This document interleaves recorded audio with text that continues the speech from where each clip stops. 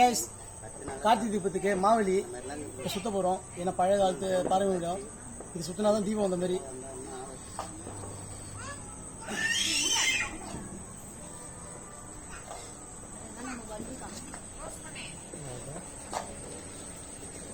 அதே லெவலில் விடு, கஷ்டம் விட்டுறாரு தவறு. ஏதாவது சவுண்ட் வர ஆரம்பிச்சு காற்று கேட்குதா இல்லையா?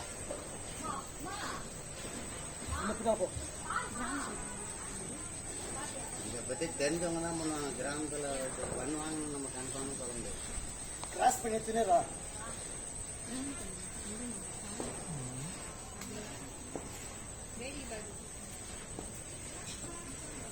அத்தல்